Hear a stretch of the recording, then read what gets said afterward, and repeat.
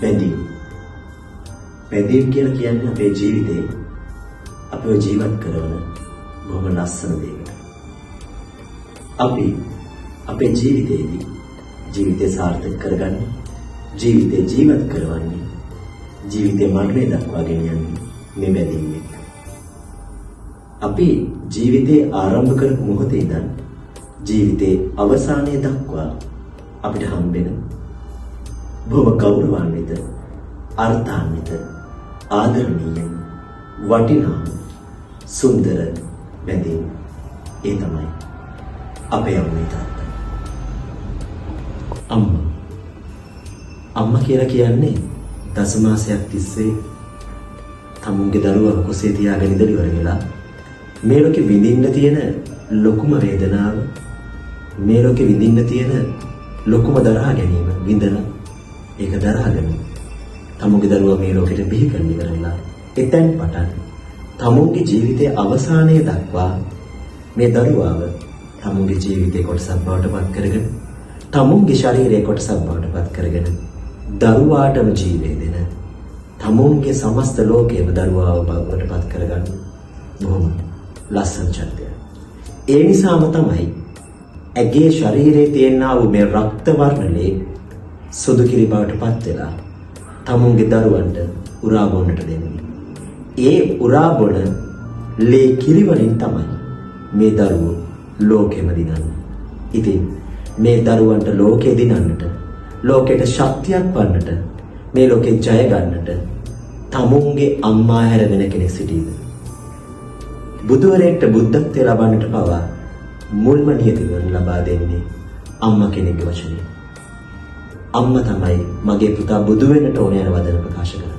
ඉතින් එතරම් ශක්තියක් තිබෙන මහා කතාවක, මහා පුරාවෘත්තක ගෞරවාන්විත වූ, ආදරණීය වූ මහා ශක්තිමත් චරිතය.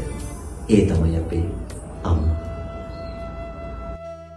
අම්මගේ ලෙයින් කිරිබවට පත් කර ගන්නා වූ ඒ රුධිර ධාරාවන්ගෙන් ශක්තිය ලබා ගන්නා වූ අපි තාත්තගේ ලෙයින් මේ ලෝකයට දායාද වෙනවා.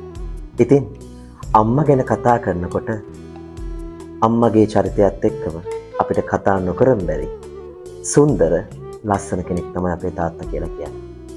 ඒකට හේතුව තමයි අපි අහස දිහා බලනකොට අහස හරිම ලස්සනයි.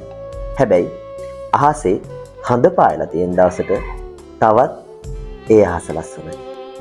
ඉතින් අපේ ලෝකේ අම්මා සඳක් වෙනවා නම් ඒ අම්මාට සඳක් ලෙස පායනට අපිට ඒ සඳ වටා ඉඳගෙන ජීවිතේ ලස්සනට විඳින්නට ශක්තිය දෙන මහා අහස තමයි අපේ තාත්තා.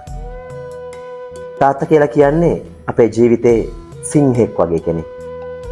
ඒකට හේතුව තමයි තාත්තා ගෙදර ඉන්නවා නම් අපි බොහොම කැමැත්තෙන් බය නැතුව ගෙදර ලස්සනට ජීවත් වෙනවා. හැබැයි තාත්තා ගෙදර නැති දවසට අපිට මොකක්දෝ ලොකු බයක් හදවතට දැනෙනවා. මොකද අපි දන්නවා අපේ ආදරණීය අප්පච්චි, අපේ ආදරණීය තාත්තා අපි ගාව ඉන්නකම් අපි හැමදාම ශක්තිමත් කියලා වෙනවා. ඉතින් අම්මාගේ ආදරයත් එක්ක දරුවෙක්ට ලෝකය දිනන්නට තමුන්ගේ වෙහෙස මහන්සිය දහඩිය කැප කරමින් විඳින්න තියෙන ලොකුම වේදනාව විඳින්නේ. හැබැයි ඒ වේදනාව කවමදාවත් දරුවෙක්ට නොපෙන්නා තමුන්ට නොලැබුණු ලෝකය, තමුන්ට නොලැබුණු දේවල්, තමුන්ට දකින්නට බැරි වෙච්ච සුන්දර ලස්සන දේවල් තමුන්ගේ දරුවා වෙත ගෙනත් දෙන්නට, තමුන්ට යන්න බැරි වුණ තැනට තමුන්ගේ දරුවව මේ ලෝකේ ඉහළම තැනට යවන්න උත්සාහ කරන ඒ මහා ශක්තිවන්ත ආදරණීය හදවත ඇතුලේ කඳුල සංගවාගෙන ඒ කඳුල ලෝකයට නොපෙන්වා ඒ කඳුලට අර්ථයක් දෙන මහා ශක්තිමත් පැත්තය. ඒ තමයි අපේ තාත්තා. ඉතින් මේ අම්මයි තාත්තයි කියලා කියන්නේ අපේ ජීවිතය තුළ අපිට හම්බ වුණු ආයි කවමදාවත් හම්බෙන්නේ නැති අපේ දැස් දෙක වගේ රැක ගන්නට ඕන බොහොම ලස්සන වටින චරිත දෙකක්. ඉතින් අම්මා තාත්තා හැරෙන්නට අපේ ජීවිතේ අපිට ලැබෙන වෙනත් ආදරයක් මෙවන් වූ ලස්සන පුරාවෘත්තයක් වෙන කොහින්ද? එසේනම් තවත් දවසක හමු වෙමු.